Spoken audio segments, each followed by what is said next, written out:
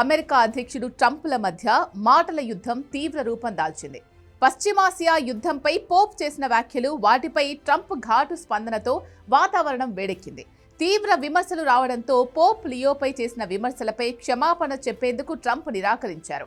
America Israel యుద్ధంపై Pope చేసిన వ్యాఖ్యలను Trump తీవ్రంగా తప్పుపట్టారు. సోషల్ మీడియాలో ట్రంప్ షేర్ చేసిన ఒక AI చిత్రం వివాదానికి దారితీసింది. ఆ చిత్రంలో తనను తాను యేసుక్రీస్తుగా పోప్కు చికిత్స చేస్తున్నట్లుగా ట్రంప్ రూపొందించి మీడియాకి వదిలాడు. దీంతో డొనాల్డ్ ట్రంప్, పోప్ లియో మధ్య నడుస్తున్న మాటల యుద్ధం మరో మలుపు తిరిగింది.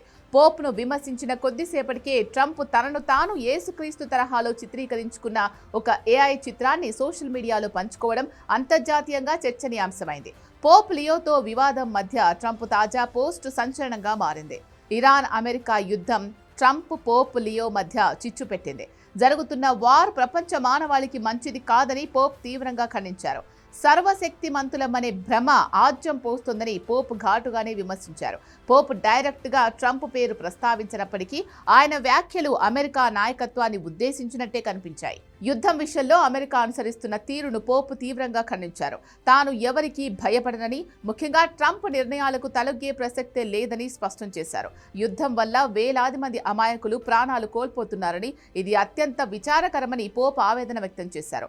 దేవుడి సందేశాలను రాజకీయ ప్రయోజనాల కోసం, యుద్ధాల కోసం దుర్వినియోగం చేయకండి అంటూ ట్రంప్కు గట్టి చురక వేశారు.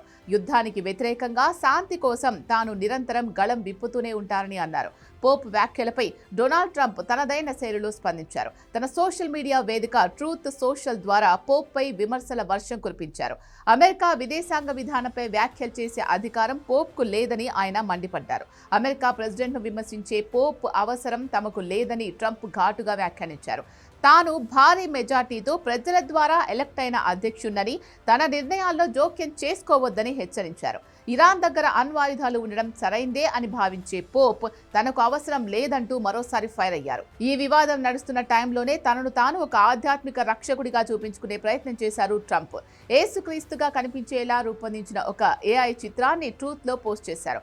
ఆ ఫోటోలో ట్రంప్ దివ్య కాంతి మధ్యలో ఒక వ్యక్తిని స్వస్థత పరుస్తున్నట్టుగా కనిపిస్తున్నారు. పోప్ ను విమర్శించిన కొద్ది గంటల్లోనే ట్రంప్ ఈ పిక్ ని పోస్ట్ చేశారు. ఇదిలా ఉంటే పోప్ లియో ఎన్నికపై కూడా ట్రంప్ వివాదాస్పద వ్యాఖ్యలు చేయడం ఇప్పుడు చర్చనీయాంశమైంది.